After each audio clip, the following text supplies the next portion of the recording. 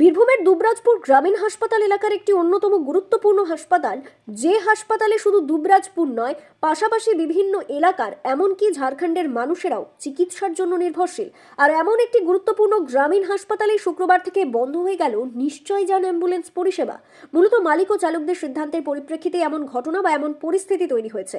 দুবরাজপুর গ্রামীণ হাসপাতালে নিশ্চয়যান অ্যাম্বুলেন্স পরিষেবা প্রদান করে থাকে 17টি অ্যাম্বুলেন্স। এই প্রত্যেকটি অ্যাম্বুলেন্স শুক্রবার থেকে তাদের পরিষেবা বন্ধ রাখার সিদ্ধান্ত নিল। এমন সিদ্ধান্ত নেওয়ার কারণ হিসেবে অ্যাম্বুলেন্স চালক ও মালিকরা যা জানিয়েছেন তাতে তারা সঠিক সময়ে টাকা পাচ্ছেন না। জানা যাচ্ছে দীর্ঘ 10 মাসের বেশি সময় ধরে তারা টাকা পাননি। বারবার জানিয়েও টাকা না পাওয়ার পরিপ্রেক্ষিতেই এমন সিদ্ধান্ত নিতে বাধ্য হয়েছেন। এছাড়াও তাদের অভিযোগ 2010 সাল থেকে তারা এমন পরিষেবা দিয়ে থাকলেও তাদের ভাড়া এখনো পর্যন্ত বৃদ্ধি করা হয়নি। তখন 8 টাকা কিলোমিটার ভাড়া শুরু করা হয়েছিল এবং সেই ভাড়াতেই আজও তাদের অ্যাম্বুলেন্স চালাতে হচ্ছে। অথচ পরে যারা এমন পরিষেবার সঙ্গে যুক্ত হয়েছে তারা এখন 24 টাকা কিলোমিটার পায়। আমাদের যে নিশ্চয়জন গাড়ি চালানো হয়, এই নিশ্চয়জন গাড়ি আমার বিগত 10 মাস থেকে বিল পাই নাই। আমাদের আর কোনো দিকে কোনো হাত পা চলছে না, যেহেতু আমরা ধার দেনা করে সব দিক থেকে ফেসে গেছি। আমরা কোনো জায়গায় যে কোনো মানুষ আমাদেরকে দেখলে পরে ভয় করছি যে এদেরকে রাশন দিলে বা গাড়ির তেল দিলে এরা ডুবিয়ে খেয়ে পড়বে। যেহেতু আমরা এই যে গাড়ি নিশ্চয়জন চালু করেছি, এর ভরসায় চলি। এর যখন আমরা বিল পাই না, তখন আমরা কি করে চালাতে পারবো গাড়ি?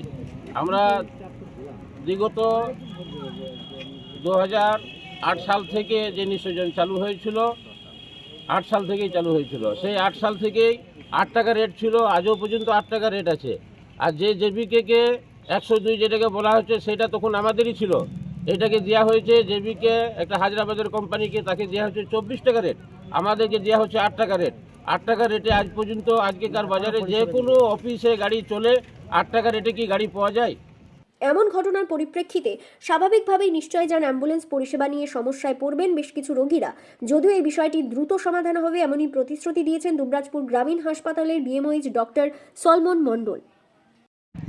দুবরাজপুর গ্রামীণ হাসপাতালের নিশ্চয়যান যেটা রয়েছে, প্রায় 17টার মতো নিশ্চয়যান রয়েছে এবং এরা পরিষেবা দিয়ে আসছে দীর্ঘ প্রায় 9 বছর হইতে। এবং সেখানে দেখা যাচ্ছে যে তারা নিরবিচ্ছিন্নভাবেই পরিষেবা দেয় ভালোভাবেই।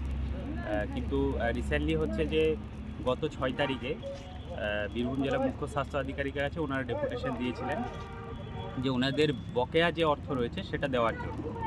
তো তারপরে আজকে ডেট ছিল যে আজ থেকে তারা গাড়ি চালাবেন না, তো সেটাই হয়েছে। তো সেখানে পরিষেবা সম্ভবত কিছুটা হ্যাম্পার হচ্ছেই। তো আমরা ঊর্ধ্বতন কর্তৃপক্ষকে জানিয়েছি বিষয়টা, দ্রুত এটা চেষ্টা চলছে যাতে সমাধান হয়ে যায়।